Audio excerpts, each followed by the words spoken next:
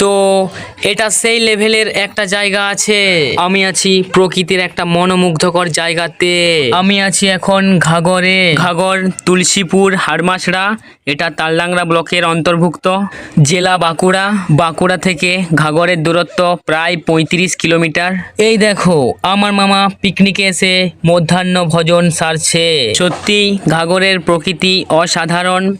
শিলাবতী নদী ঘাগর বা এই অঞ্চলের মধ্য দিয়ে বয়ে গিয়েছে আর খুব সুন্দর ভূমিরূপ সৃষ্টি করেছে। নদীর ক্ষয়কার্যের ফলে সৃষ্ট ভূমিরূপ।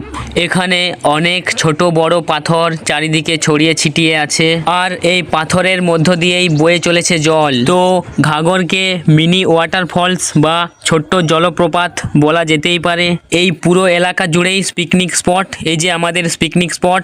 ঘাগরে তোমরা একদিন অবশ্যই বেড়াতে আসতে পারো। খুব সুন্দর প্রকৃতি, পাহাড়, নদী, বন, একদিনের জমজমাট একটা ভ্রমণ হবে। এখানে পিকনিকেও আসতে পারো। এই যে এখানে অনেকেই পিকনিক করতে এসেছে।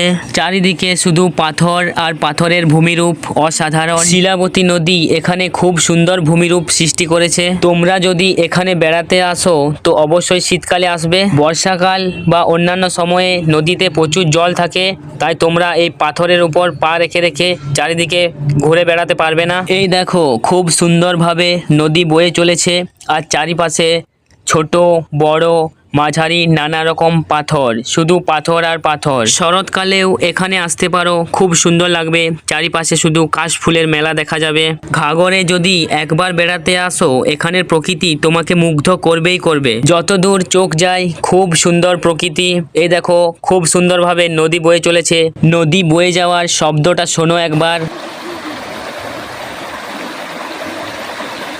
বর্ষাকালে বা নদীতে যখন অনেক জল থাকে তখন এইসব পাথর থাকে জলের তলায়। এখানে হোটেল রেস্টুরেন্ট এসব কিছুই নেই। এখানে পিকনিক জমজমাট হবে এই পাথরের মাঝে। এখানে পিকনিক করার মজাই আলাদা। এই দেখো এখানে এরা ফটোশ্যুট করছে। তো এখানে দারুণ দারুণ ফটোশ্যুট হয়।